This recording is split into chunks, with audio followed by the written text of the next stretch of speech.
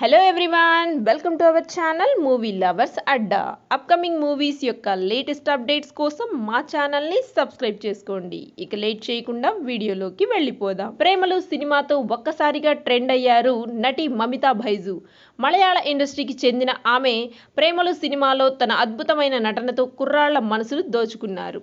అంతేకాదు చాలామంది అబ్బాయిలకి లేటెస్ట్ క్రష్గా కూడా మారిపోయారు. సోషల్ మీడియాలో ఆమెకు రోజురోజుకి ఫాలోయింగ్ పెరుగుతూ వస్తోంది. దీంతో ఆమె క్రేజ్ను వాడేసుకోవడానికి ఫిక్స్ అయ్యారు మేకర్స్. ఇక కొత్త టాలెంట్ను ఎంకరేజ్ చేయడంలో మన వాళ్ళు ఎప్పుడూ ముందే ఉంటారు కదా. దాంతో మమితకు తెలుగు నుంచి మంచి మంచి ఆఫర్స్ వస్తున్నాయట.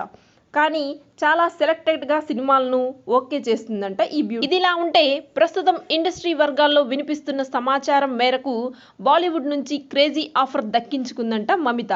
అది కూడా మాస్ హీరో ఎన్టీఆర్తో. అవును, ఎన్టీఆర్ బాలీవుడ్లో వార్ 2 సినిమా చేస్తున్న విషయం తెలిసిందే. బాలీవుడ్ స్టార్ హృతిక్ రోషన్ ప్రధాన పాత్రలో వస్తున్న ఈ సినిమా ప్రస్తుతం షూటింగ్ దశలో ఉంది.